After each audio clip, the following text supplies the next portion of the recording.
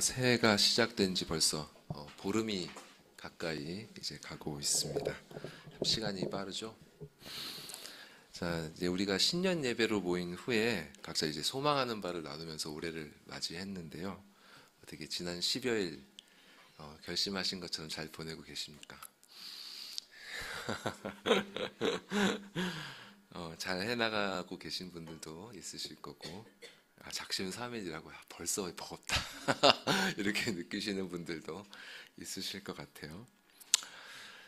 제가 개인적으로 올해를 시작하면서 계획했던 것 중에 하나는 이제 매일 아침 정해진 시간에 이제 말씀을 읽는 것인데, 저 혼자가 아니라 가족들이 다 함께 말씀을 읽는 것입니다. 그래서 이제 2025년부터 시작할 거라고 미리 예고를 작년에 했었고요. 이제 두 번째 주가 지났거든요.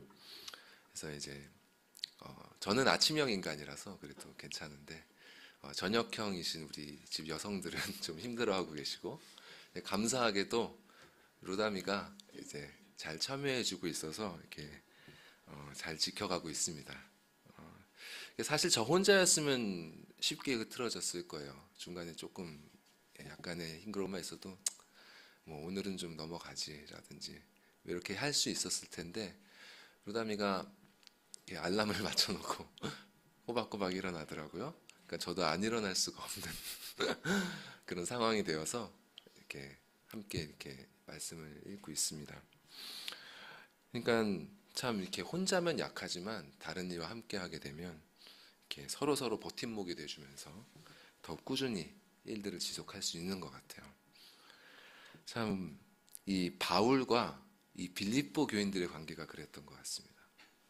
그들은 어떤 일을 함께 했죠? 복음을 위한 일에 함께 하고 있었죠. 그래서 이제 빌립보서를 보면 이 바울이 빌립보 교인들을 얼마나 사랑했는지가 정말 절절하게 표현이 되고 있습니다. 이런 말들을 하죠. 1장의 초반에 3, 4절 이렇게 보면, 내가 너희를 생각할 때마다 하나님께 감사한다. 그리고 너희를 위해서 내가 기쁨으로 항상 하나님께 간구한다. 내가 너희 무리를 얼마나 사랑하는지, 내가 예수 그리스도의 심장으로 너희를 사랑한다. 그리스도께서 우리를 위해서 모든 것을 그렇게 내려놓으신 것처럼 그 마음으로 나도 너희를 사랑한다. 그 마음에 하나님이 증인이시다. 참 이 사람이 누군가를 사랑한다는 것에 있어서 이거보다 대담한 진술을 할 수 있을까, 이런 생각이 듭니다. 이 구절을 읽을 때마다 내가 그냥 사랑하는 것도 아니고 그리스도의 마음으로 너희를 사랑하고 그 마음을 하나님이 증인이 되어주신다. 참 자식을 사랑하는 마음도 이보다 더할 수 있을까요? 이처럼 바울은 정말 진실로 그들을 사랑했습니다. 자, 그러면 빌립보 교인들은 이 바울을 또 어떻게 생각했을까요? 이 바울의 기록에서 그들의 마음을 좀 엿볼 수 있는 것 같아요. 보여주시면 5절에 보면 이렇게 돼 있죠. 너희가 첫날부터 이제까지 복음을 위한 일에 참여하고 있다. 첫날이 뭘까요? 이 첫날은 아마 이 빌립보 교인들이 그리스도를 처음으로 구주로 영접한 날인 것 같아요. 그러니까 그날부터 빌립보 교인들이 바울을 신뢰했고 그가 전하는 복음을 이제 받아들였죠. 그래서 그와 함께 기꺼이 복음을 위한 일에 참여를 했고요. 지금은 바울이 멀리 떨어져 있지만 그 지금까지도 이제까지 계속 그렇게 일을 하고 있었던 것입니다. 또 오늘 본문 12절이죠. 보면은 이렇게 기록하고 있어요. 그러므로 나의 사랑하는 자들아, 너희가 나 있을 때뿐 아니라 더욱 지금 나 없을 때에도 항상 복종한다. 그러니까 근데 이제 밑에 보시면 제가 다른 번역으로 써놨어요. 최근에 새 한글 성경이라고 새 번역본이 나왔거든요. 근데 요 구절에 있어서는 우리 개역개정 번역도 좋은 번역이지만 좀 어순이 뒤바뀌어 있습니다. 이 원어의 어순이 뒤바뀌어 있어서 새 한글 성경의 번역이 약간 더 좀 가까워요, 원어에. 그래서 새 한글 성경으로 읽어보면 이렇게 돼 있죠. 그러므로 내가 사랑하는 여러분이 언제나 순종했듯이, 처음부터 지금까지 언제나 순종했듯이 내가 곁에 있을 때뿐만 아니라 지금 내가 떠나 있을 때에도. 그러니까 이 빌립보 교인들은 바울로부터 복음을 받아들인 후에 그 처음부터 언제나 말씀에 순종하는 태도를 보이고 있었던 것입니다. 물론 이들의 순종이 이제 완벽했다는 의미는 아니죠. 물론. 그러니까 이 교인들이 바울을 전적으로 신뢰하면서 그가 전한 하나님의 말씀에 언제나 순종하려고 노력했다는 뜻입니다. 그러니까 이러한 사랑과 신뢰가 이들로 하여금 정말 이 온갖 환난이 펼쳐지고 있는 시대였음에도 불구하고 지금껏 한 성령 안에서 한 마음으로 지탱해 올 수 있었던 힘이었던 것입니다. 그래서 이제 빌립보서 2장을 시작하면서 우리가 전에 계속 봐왔던 것처럼 바울이 그렇게 권면했던 것이죠. 진리 안에서 너희가 한 마음을 품어라. 너희가 나와 한 마음이었던 것처럼 너희끼리도 한 마음이 되어라. 겸손한 마음으로 서로가 서로를 자신보다 낮게 여기면서 돌아보아 주라.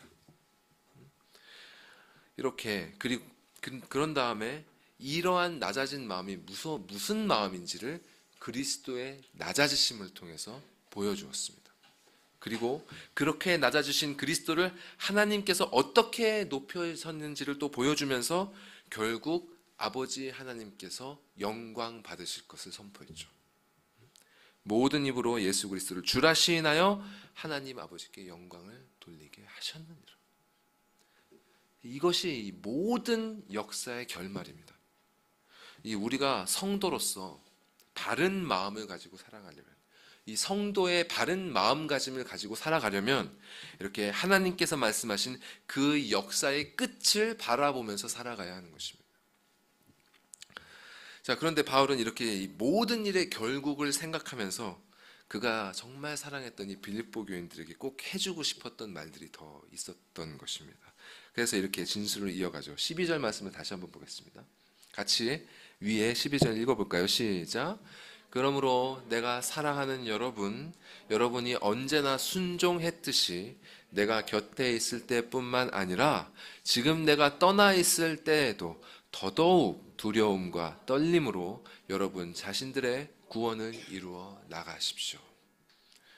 자, 지금까지 이 빌립보서 말씀을 잘 따라온 분이라면 바울이 이전에도 이와 비슷한 표현을 한 것을 아마 기억하실 거예요. 자, 1장 27절에서는 또 이렇게 말씀한 바 있습니다. 읽어볼까요? 시작. 오직 너희는 그리스도의 복음에 합당하게 생활하라. 이는 내가 너희에게 가보나 떠나 있으나 너희가 한 마음으로 서서 한 뜻으로 복음의 신앙을 위하여 협력하는 것과. 자, 바울은 자신이 빌립보에 가 있으나 떠나 있으나 그들의 신앙과 실천에 변함이 없기를 바랬습니다. 즉 바울은 그들의 신앙이 자신에게 의지하지 않기를 바랬던 것입니다. 자, 이 신앙을 사람에게 의지하는 일은요, 사실 되게 흔하게 일어나는 일이에요. 굉장히 흔하게 일어나거든요. 자기도 모르게 일어납니다. 근데 신앙을 사람에게 의지하는 건 정말 위험한 일입니다.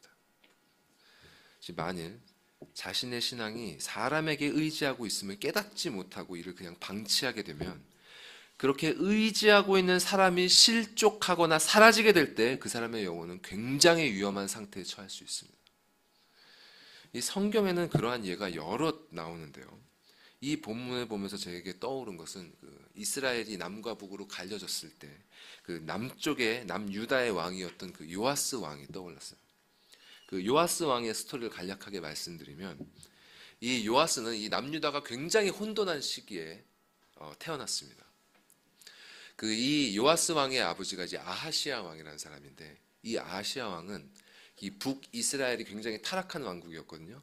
이 타락한 북이스라엘과 손을 잡았다가 하나님께서 예후라는 사람을 통해서 이 아하시아 왕을 심판하셨습니다. 그래서 죽었어요. 이렇게 아하시아 왕이 죽고 나니까 이 아하시아 왕의 아들이 요아스죠. 이 요아스의 할머니 아달랴라는 여왕이 있었는데 이 아달랴의 아들이죠. 아하시아는. 아달랴가 자기 아들이 죽는 것을 보고 유다의 모든 왕족들의 씨를 말려버렸습니다. 그러니까 그 모든 왕자를 다 죽였거든요. 손자들을 다 죽인 거예요. 손자들을. 무서운 사람이죠. 이 아달랴라는 사람은 이 북이스라엘 왕국의 그 아합 왕족 출신이었거든요. 그리고 자기가 왕이 됐습니다. 할머니가. 그래서 이 요아스도 그때 죽을 뻔했어요. 죽을 뻔했는데 유모가 숨겨가지고 목숨을 부지하게 됩니다. 그리고 이 사악한 아달랴가 6년간을 통치하게 되죠. 6년간을 통치하고 있을 때 하나님을 잘 따랐던 의로운 대제사장이었던 여호야다라는 대제사장이 치밀하게 계획을 세워서 아달랴를 몰아내게 됩니다. 그래서 아달랴를 처단을 하고요. 그때 이제 막 7살이 되었던, 6년이 지나고 7살이 됐죠. 7살이 되었던 요아스 왕자를 왕위에 앉혔습니다. 그리고 성경은 이렇게 기록을 하고 있죠. 다음에 제가 2절 읽어볼게요. 제사장 여호야다가 세상에 사는 모든 날에 요아스가 여호와 보시기에 정직하게 행하였습니다. 이 여호야다 제사장이 사는 날 동안에는 요아스가 하나님을 잘 따르면서 살았습니다. 그래서 실로 이 아달랴로 인해서 온갖 우상 숭배가 만연하게 되고 하나님의 성전이 막 파괴됐거든요. 이렇게 할머니로 인해서 파괴됐던 여호와의 성전을 요아스가 다시 재건하는 일을 하기도 하고요. 그런 선한 일들을 행합니다. 다시 나라를 회복하는. 그런데 이렇게 자기가 태어나자마자 죽을 뻔했던 자신을 보호해주고 다시 왕위에 앉혀주고 그리고 자기가 하나님을 따라서 나라를 선하게 잘 통치할 수 있게 이끌어주었던 그 여호야다 제사장이 죽고 나자 순식간에 모든 것이 변하기 시작합니다. 자, 17절과 18절 읽어볼까요? 시작. 여호야다가 죽은 후에 유다 방백들이 와서 왕에게 절하매 왕이 그들의 말을 듣고 그의 조상들의 하나님 여호와의 전을 버리고 아세라 목상과 우상을 섬겼으므로 그 죄로 말미암아 진노가 유다와 예루살렘에 임하니라. 이렇게 사람에게 의지하는 신앙은 그 사람이 사라지는 순간 순식간에 허물어지고 맙니다. 이 여호수아가 죽고 난 이후에 이스라엘이 그랬고요. 또 사무엘이 떠난 후에 사울왕도 그랬어요. 아무리 훌륭한 목사님으로부터 좋은 가르침을 받는다고 해도 사람에게 의지하는 신앙은 결국 무너질 수밖에 없습니다. 자, 이것을 오해하시면 안 돼요. 이 신앙의 자율성을 가지라는 말이 아닙니다. 자기 자신에게 의지하는 것도 마찬가지입니다. 예를 들어서 이 베드로가 얼마나 자신만만했습니까? 다른 사람은 다 주님을 버릴지라도 나는 결코 주님을 버리지 않겠습니다. 근데 얼마나 그가 민망한 결말을 맞았는지 우리가 다 잘 알고 있지 않습니까? 신앙은 사람을 의지하는 게 아닙니다. 여러분의 신앙이 혹시 사람을 의지하고 있는 것이 난지 살펴봐야 됩니다. 이 한국교회는 이 부분에 있어서 정말 회개해야 됩니다. 겉으로는 하나님을 의지해야 된다, 하나님만 의지해야 된다 이렇게 가르치고 있으면서도 정작 성도들로 하여금 하나님이 아니라 자기 자신에게 의존하게끔 인도하는 사역자들이 정말 적지 않습니다. 이 성도들을 기본적인 교리부터 착실하게 가르쳐서 나중에는 심오한 말씀도 이해하고 경험할 수 있게끔 이렇게 자라가게 해야 되는데 마땅히 가르쳐야 할 바를 가르치지 않아서 정말 몇십 년 동안 신앙생활을 하면서도 신앙의 기본적인 내용조차도 대답하지 못하는 그런 성도들이 교회를 가득 채우고 있습니다.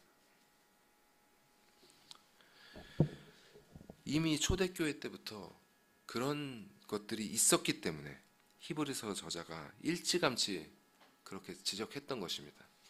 제가 히브리서 5장 12절 말씀 읽어드리겠습니다. 잘 들어보십시오.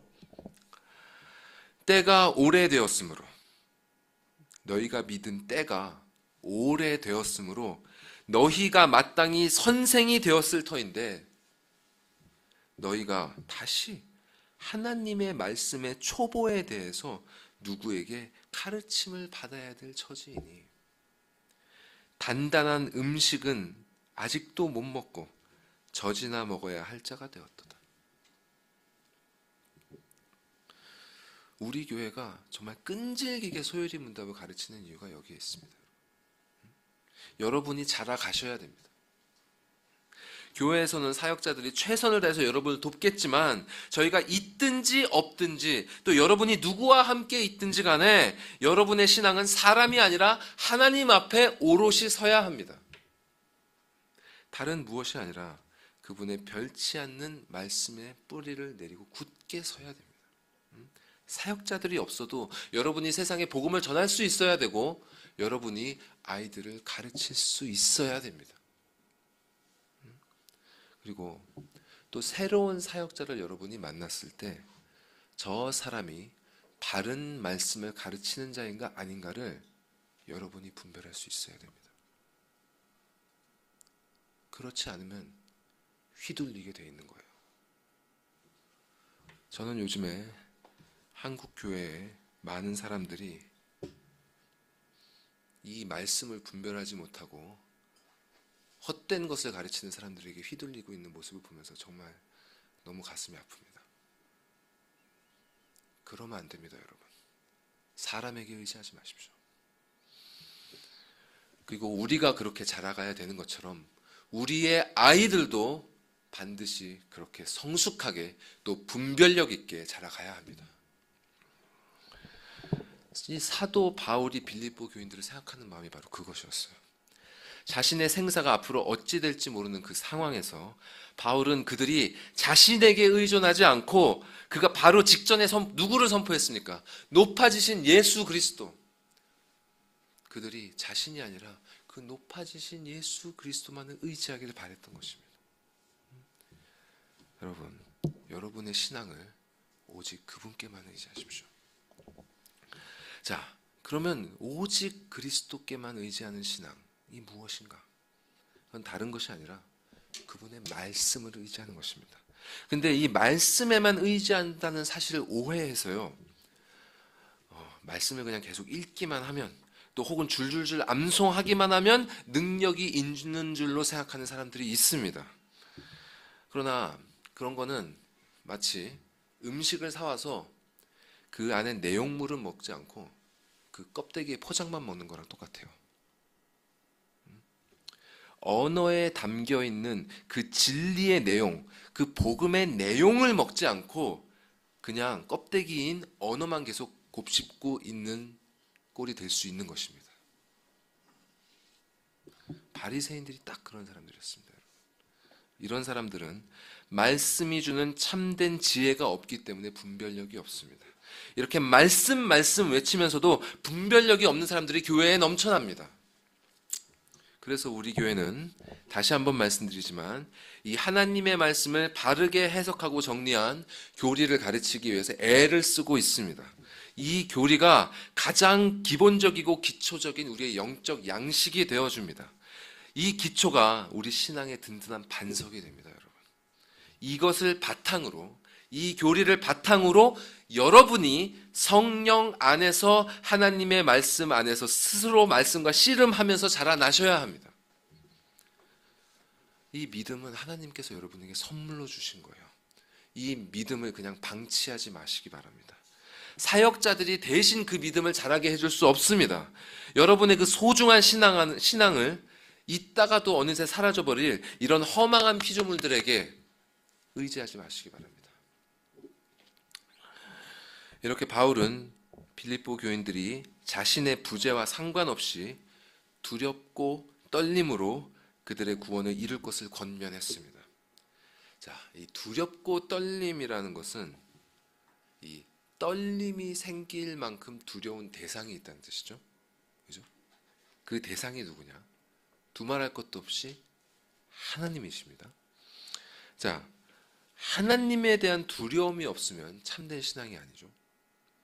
자, 로마서에서는 죄인들에게는 하나님을 향한 두려움이 없다고 분명하게 말씀했습니다. 그리고 시편 기자도 이렇게 기록했죠. 어리석은 자는 그의 마음에 이르기를 하나님이 없다 하는도다. 자, 이렇게 불신자들은 하나님의 존재를 이렇게 부정하거나 그분의 권능을 깎아내리면서 하나님에 대한 인간의 본능적인 두려움을 지속적으로 마비시킵니다. 마약을 먹는 거랑 똑같아요. 모든 사람에게는 하나님에 대한 본능적인 두려움이 있습니다. 그것을 지속적으로 계속해서 마비시킵니다. 계속 그 상태가 지속되면 그들의 양심이 화인을 맞게 되고 하나님에 대한 두려움을 완전히 상실해버리고 마는 것이죠. 저는 최근에 기독교에 대한 영상들 밑에 달린 댓글들을 보면 이런 상태에 빠진 사람들을 너무나 많이 봅니다. 이런 시대에 우리 아이들이 살아가야 됩니다, 여러분. 자, 근데 하나님을 두려워하기만 하면 참된 신앙인가? 사실 제가 지난 시간에도 이 부분에 대해서 언급한 바 있지만 마귀도 이런 믿음은 가지고 있습니다. 하나님을 두려워해요. 그렇기 때문에 두려워하기만 한다고 해서 참된 신앙은 아닙니다. 그리고 성경에 보면 하나님에 대해서 두려워하면서도 신앙이 없는 자들에 대한 얘기가 많이 나와요. 이 대표적으로 그 그리스도의 이적을 경험한 사람들은 하나같이 그분을 두려워했습니다. 예수께서 말씀으로 풍랑을 잠잠하게 하시자 사람들이 심히 두려워했습니다. 병자가 고침을 받고 귀신이 떠나는 것을 본 많은 사람들이 놀라서 하나님께 영광을 돌리며 심히 두려워했다, 이렇게 성경은 말씀합니다. 하지만 이런 두려움이 꼭 믿음으로 연결되는 건 아니에요. 자, 예를 들어 예수께서 거라사에 있는 그 미친 사람, 그 광인을 고치시고 귀신을 쫓아내 주셨죠. 그리고 그 귀신이 돼지떼에 들어가 갖고 수많은 돼지가 몰사하는 일이 벌어졌습니다. 그러니까 어떻게 됐습니까? 그 거라사 지방에 사는 사람들이 두려워서 예수님께 와서 그 예수님을 두려움에 의지하는 게 아니라 예수님 떠나 주십시오, 그분이 떠나가려고 강구했습니다. 그 두려움이 그들로 하여금 그분을 의지하게끔 하는 게 아니라 두려우신 그분을 오히려 몰아내게끔 했어요. 자, 이렇게 두려움이 꼭 믿음으로 연결되는 게 아닙니다. 이 세상 사람들이, 하나님을 믿지 않는 사람들이 착각하는 바가 바로 여기에 있어요. 그 사람들은 자기가 하나님을 만나면 자기가 하나님을 믿을 수 있다고 생각합니다. 하나님께서 자기 앞에 이적을 보여주시면 자기가 두말할 것 없이 나는 하나님 믿을 거야, 이렇게 생각해요. 그래서 신자들에게 이렇게 요구합니다. 하나님을 보여봐, 하나님을 증명해봐, 하나님이 있는 표적을 보여봐, 그럼 내가 믿을게.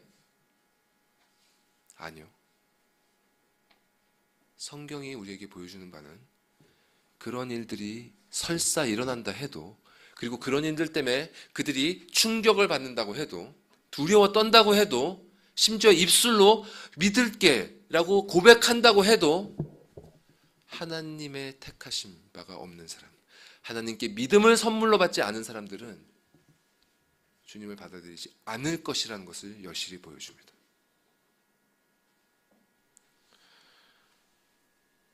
그것이 바로 성경의 적나라한 증언입니다.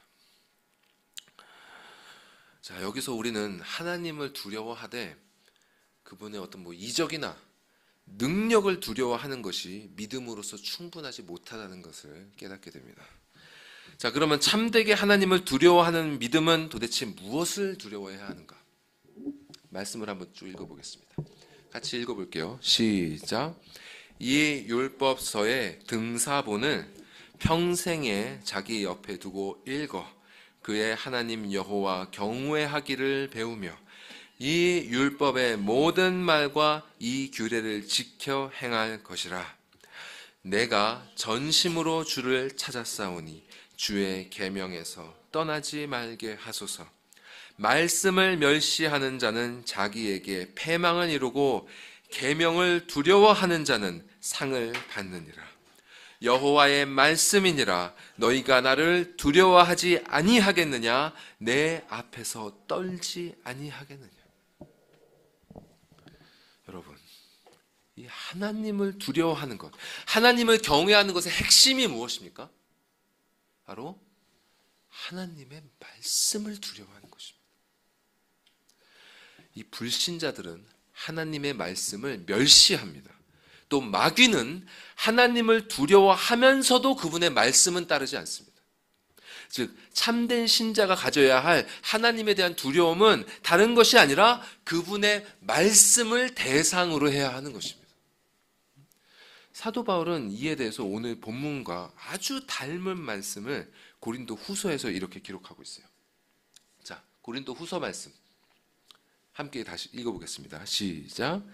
내가 그들 가운데 거하며 두루 행하여 나는 그들의 하나님이 되고 그들은 나의 백성이 되리라. 그러므로 너희는 그들 중에서 나와서 따로 있고 부정한 것을 만지지 말라. 내가 너희를 영접하여 너희에게 아버지가 되고 너희는 내게 자녀가 되리라. 전능하신 주의 말씀이니라 하셨느니라.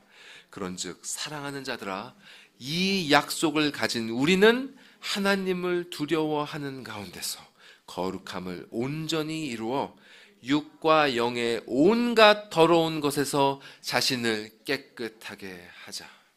아멘. 자, 하나님의 말씀을 왜 두려워해야 됩니까? 이 그분의 말씀은 반드시 이루어질 그분의 약속이기 때문입니다.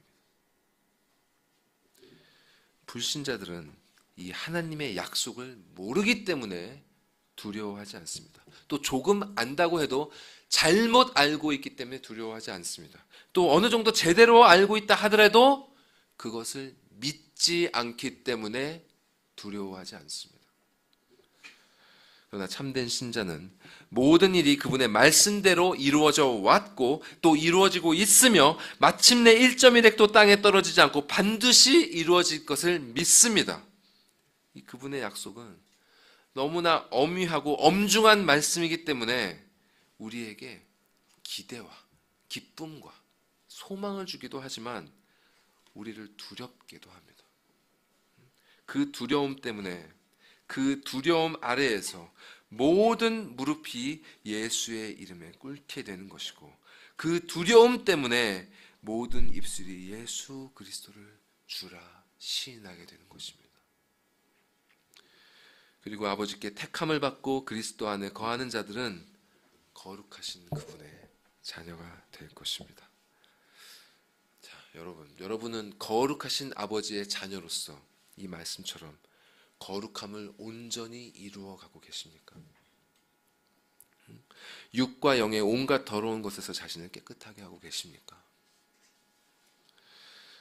우리는 예수님의 말씀을 통해서 많은 이들이 그분의 나라에 들어갈 줄로, 자신은 들어갈 줄로 생각했다가 결국 바깥 어두운 데에 내쫓겨 슬피 울며 이를 가게 된다는 말씀을 많이 들었습니다.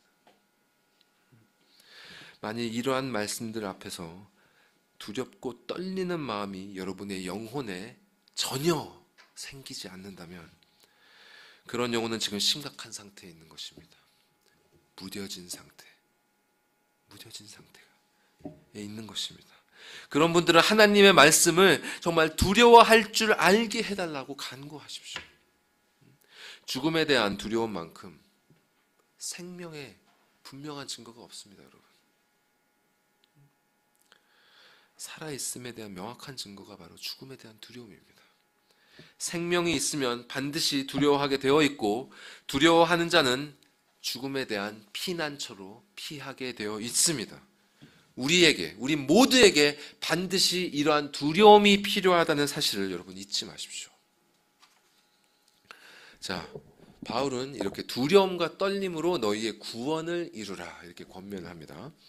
자, 여기서 이루라는 이 말씀은 그저 이렇게 행하라는 말이 아니라 이 표현, 이루라는 표현 그대로 결과를 만들어내라는 뜻이 있습니다. 영어로 accomplish, 무엇을 달성한다. 또 produce, 무엇을 생산한다라는 그런 의미가 있습니다. 자, 그러면 이 말씀은 이런 뜻이 되는 것이죠. 내가 있든지 없든지 간에 너희는 두렵고 떨림으로 너희의 구원을 달성해라. 너희가 너희의 구원을 produce, 만들어내라. 자, 말씀을 제대로 배워오신 분들이라면 이 대목에서 불편함을 느끼실 것입니다. 안 불편하신가요? 우리 구원은 하나님께서 이루시는 건 아닌가? 우리가 스스로 구원을 이루어내는 것은 아니지 않은가? 근데 바울은 12절을 읽은 사람들이 마치 이렇게 생각할 것을 예견이라도 했듯이 이어지는 13절에서 이렇게 진술을 이어갑니다. 자, 그 전에 빠졌군요. 예, 그 말씀을 보시면 같이 읽으시면 좋겠어요. 13절 말씀. 13절 말씀 함께 읽겠습니다. 자, 같이 읽겠습니다. 시작. 너희 안에서 행하시는 이는 하나님이시니 자기의 기쁘신 뜻을 위하여 너희에게 소원을 두고 행하게 하시나니. 자, 12절에서는 우리한테 이루라고 말씀하시고요. 13절에서는 하나님이 행하신다고 합니다. 그렇죠? 자, 많은 사람들이 이 12절과 13절을 조화시키질 못해요. 어떤 사람들은 이 12절을 너무나 강조해서 결국 사람이 자신의 의지로, 자유의지로 구원을 이루어내야 하는 것이다, 이렇게 주장을 합니다. 또 어떤 사람들은 또 13절을 너무 강조해서 결국 사람에게 자유의지라는 건 없는 것이고 구원은 하나님이 그냥 다 이루시는 것이다, 이렇게 주장을 합니다. 그리고 이 많은 사람들이 이 보수적인 기독교는 결국 후자를 주장하는 거 아니냐, 이렇게 말하면서 비판을 하죠. 어차피 하나님이 다 일하는 거라면 우리가 애써서 뭘 해야 될 이유가 없지 않느냐. 결국 그분이 다 이루신다면 우리가 두렵고 떨림으로 구원을 이루어야 할 이유가 도대체 무엇인가? 결국 이런 교리가 성경을 모순되게 해석함으로써 사람으로 하여금 무기력하고 나태하게 만드는 것 아닌가? 이런 식으로 교회가 가르치니까 저렇게 타락한 기독교인들이 생기는 것 아닌가? 그러면서 결국 하나님이 일을 하시겠지만 사람도 거기에 호응을 해서 함께 구원을 만들어 나가야 한다, 이루어 나가야 한다, 이런 식으로 가르치는 자들이 교회에 점점 많아지고 있습니다. 하지만 계속 말씀드리고 있듯이 이런 식의 이해는 성경을 잘못 가르치는 것입니다. 개혁주의 신앙이 가르치는 이 예정론이라는 것은 그런 뜻이 아니에요. 이 예정론의 초점은 구원이 이미 결정되어 있다는 데 있지 않습니다. 자, 하나님이 예정하셨다, 하나님이 일하신다, 하나님이 모든 것을 이루신다. 자, 이 교리의 중심이 어디에 있는지 아십니까, 여러분? 그 중심은 모든 것이 이미 결정되었다는 것에 있는 것이 아니라 하나님께 모든 주권이 있다는 사실에 있습니다. 자, 운명론의 중심이 있다면, 모든 것이 결정되어 있다는 것에 중심이 있다면 사실 사람은 두려워할 필요가 별로 없어요. 어차피 정해진 대로 흘러갈 텐데 두려워하고 떨면서 뭘 이룰 필요가 무엇이 있습니까? 그러나 하나님께 모든 주권이 있다는 사실의 중심이 있다면 우리는 마땅히 두려워해야 됩니다. 이 사람의 자유의지와 하나님의 주권을 이해함에 있어서 여러분, 하나님과 사람을 같은 선상에 놓지 마시기 바랍니다. 우리는 자꾸 하나님을 우리 수준으로 생각을 해요. 우리와 같은 선에 있다고 생각을 해요. 그렇지 않습니다. 그래서 우리는 자꾸 이렇게 생각하죠. 하나님의 주권이 늘어갈수록 우리 자유의지의 영역이 좁아지고, 그죠? 우리 자유의지의 영역이 많아질수록 하나님의 주권이 좁아지고, 우리는 자꾸 이런 식으로 생각해요. 그렇지 않습니다. 오히려 하나님의 주권 덕분에 우리의 자유의지가 성립하는 것입니다. 하나님의 주권이 없으면 우리에게 자유의지라는 것이 있을 수가 없어요. 하나님이 주권적으로 우리에게 자유롭게 선택할 수 있는 의지를 허락하셨기 때문에 그 주권을 바탕으로 우리가 자유의지를 행사할 수 있는 것입니다. 이것이 성경적인 이해예요, 여러분. 오늘 본문의 말씀으로 바꿔 말해볼까요? 13절이 있기 때문에 12절이 가능한 것입니다. 하나님께서 일하시기 때문에 우리가 12절의 말씀을 따를 수 있는 것입니다. 13절이 전제되어 있기 때문에 바울이 12절을 빌립보 교인들에게 권면할 수 있었던 거예요. 자, 13절에 전제되어 있는 것이 뭐죠? 하나님께서 그분이 기뻐하시는 일을 우리가 열망하게도 하시고 이루게도 하신다는 사실입니다. 이 지금 개역개정 성경은 우리 안에 소원을 두고 행하게 하신다 이렇게 연결해서 의역을 했는데요. 원문은 두 가지로 나눠서 얘기를 해줍니다. 우리가 그 하나님의 기쁘신 뜻을 열망하게, 의지하게 또 하시고 또 그것을 이루게도 하신다. 뜻하게도 하시고 행하게도 하신다. 이렇게 말씀합니다. 자, 이것이 바로 세상 권세와 하나님의 권세, 주권 간의 차이점이에요. 자, 세상 권세는요, 우리 의지에만 작용합니다. 이 세상의 법은 우리의 마음이나 양심을 구속하지 못해요. 그래서 겉으로 드러나는 우리의 행동만을 제어할 수 있을 뿐입니다. 우리 마음으로 무슨 생각을 해도 세상 법은 제어할 수 없어요. 그저 행동만 지켜주면 됩니다. 하지만 하나님의 주권은 사람의 마음에 역사합니다. 특히 믿는 자의 마음에 역사하세요. 그래서 하나님은 이 믿는 자의 마음을 감동시키셔서 하나님께서 기뻐하시는 일들을 그들도 기뻐하게 하시고 또 하나님께서 명하시는 일들을 그들이 갈망하게, 열망하게 하십니다. 즉, 이 마음에 하나님의 뜻을 사랑하고자 하는 새로운 경향을 주시는 것입니다. 이제 하나님께서 우리에게 이 마음을 주시지 않으면요, 사람은 절대로 말씀에 순종하는 삶을 살 수 없습니다. 그렇기 때문에 이 하나님께서 이 마음을 주시는 것이 바로 신자의 삶이 시작하는 출발점이 됩니다. 그러니까 우리가 매일매일 매 순간순간 무슨 일을 할 때마다 우리는 이 시점에서 시작해야 되는 것입니다. 그래서 우리에게 기도가 필요한 거예요. 이 마음을 주시옵소서 하고 기도로 우리가 모든 일을 시작해야 되는 이유가 바로 여기에 있는 것입니다. 그리고 이 마음을 주셔야 우리는 하나님의 자녀로서 제대로 나아갈 수 있는 것입니다. 이 마음에서 시작하지 않으면요, 다 헛될 뿐입니다. 겉으로는 뭐 어떻게 포장할 수 있을지 몰라도 그 안에 죄로 오염되지 않은 것이 하나도 없게 되는 것이에요. 자, 어떤 목사님께서 이 부분을 주석하시면서 이런 비유를 들어서 설명을 해주셨습니다. 자, 이 토스터기가 작동을 하려면 콘센트의 코드를 뽑아서 전기가 공급되어야 하는 것이죠. 그런 것처럼 신자가 신자로서의 삶을 제대로 살아가려면 하나님으로부터 이 거룩한 마음, 이 거룩한 열망을 공급받아야 하는 것입니다. 자, 우리 구주 예수님께서도 정확하게 이와 같은 의미에서 비유를 말씀하셨죠. 자, 요한복음 말씀 보여주시죠. 4절 말씀만 같이 읽어볼까요? 시작. 내 안에 거하라. 나도 너희 안에 거하리라.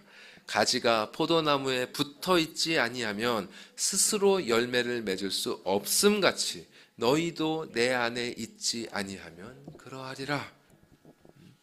여러분 잘 아시는 이 말씀처럼 우리가 그리스도와 붙어 있지 않으면 우리는 아무 열매도 맺을 수 없습니다. 우리 힘으로 백날 노력해봤자 온갖 죄로 오염된 그 썩은 것만 맺을 수 있을 뿐이에요. 자, 그러면 포도나무가 가지에 붙어 있는 것처럼 우리가 그분과 이 붙어 있다는 것이 무슨 말일까?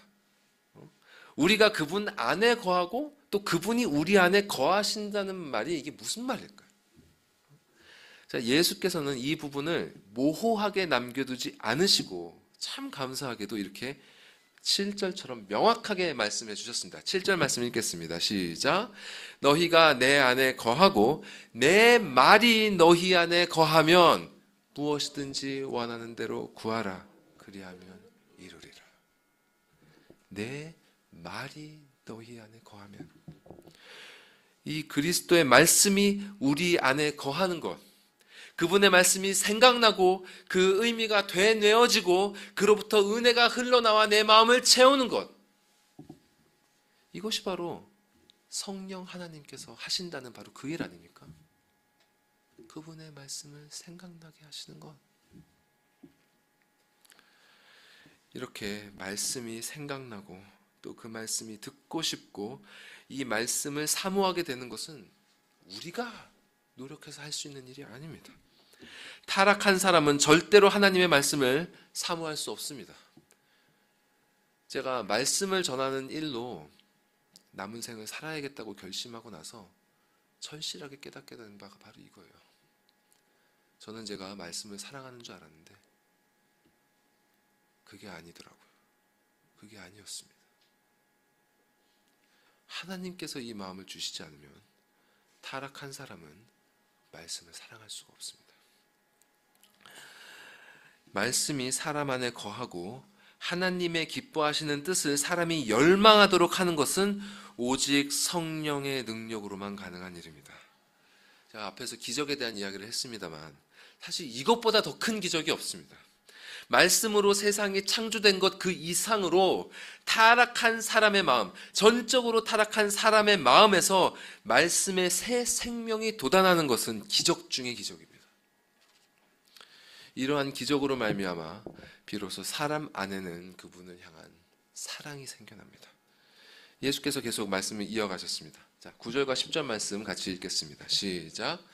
아버지께서 나를 사랑하신 것 같이 나도 너희를 사랑하였으니 나의 사랑 안에 거하라. 내가 아버지의 계명을 지켜 그의 사랑 안에 거하는 것 같이 너희도 내 계명을 지키면 내 사랑 안에 거하리라. 자, 여러분, 성령께서 우리에게 그리스도의 말씀이 생각나게 하시고 그 은혜를 경험하게 해 주셨다면 그 은혜 안에, 그 사랑 안에 거하십시오.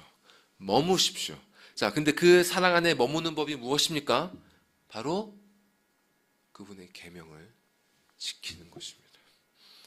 오늘 본문의 표현으로 하면 두렵고 떨림으로 우리의 구원을 이루는 것입니다.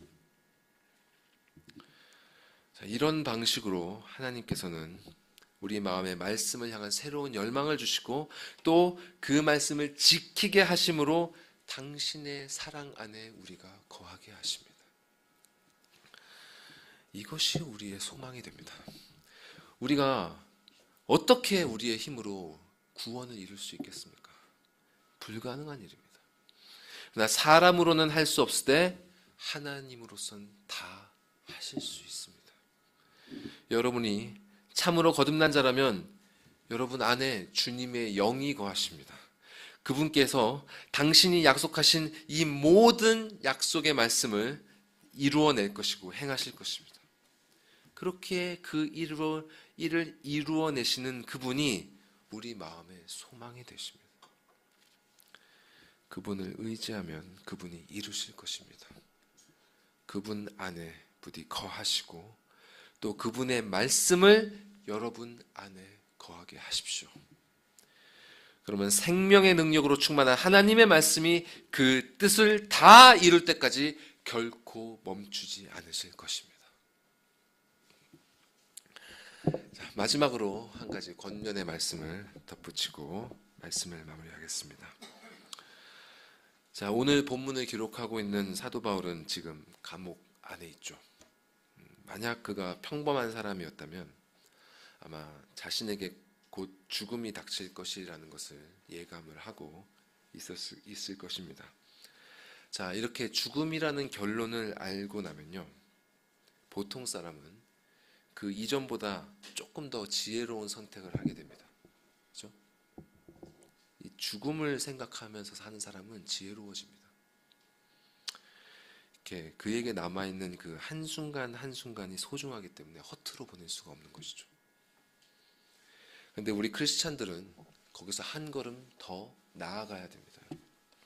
하나님의 말씀은 우리가 지금 어떻게 살아야 한다는 그것을 알려주시기도 하지만 이 모든 일의 결국이 어떻게 마무리될지도 알려주십니다.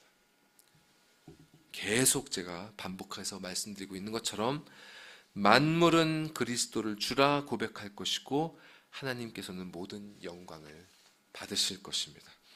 사도 바울은 이 모든 일의 결국을 바라보면서 그저 자신의 죽음만이 아니라 이 모든 역사의 끝을 바라보면서 이 본문을 기록했습니다.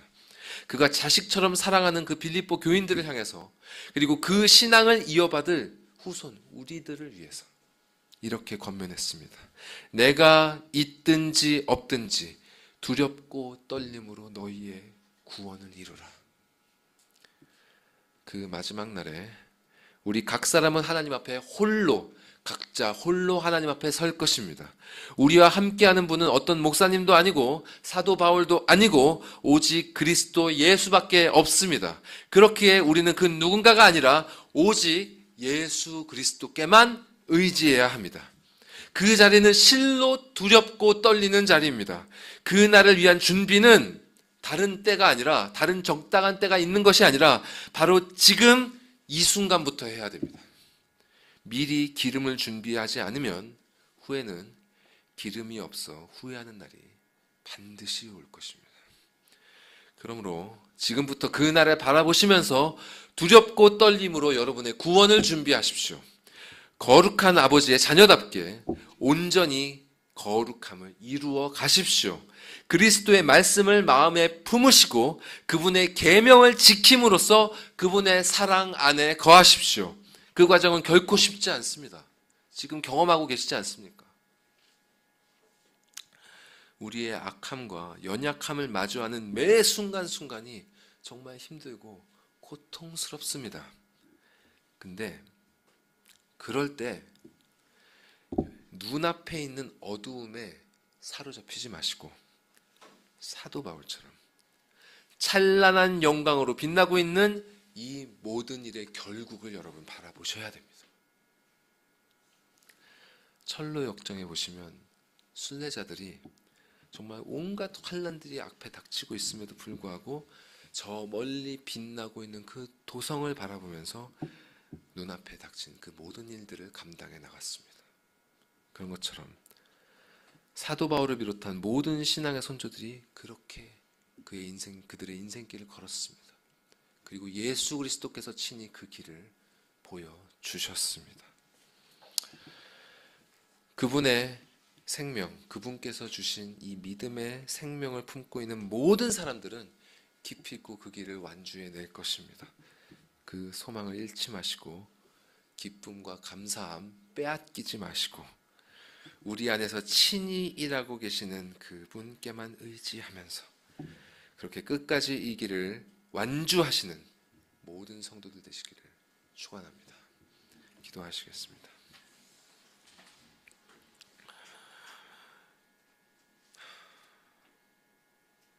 친히 우리 안에서 일하사 우리의 의지를 움직이시고 우리의 인생 발걸음을 당신 나라에 이르기까지 이끌고 계시는 하나님 아버지 감사드리옵나이다.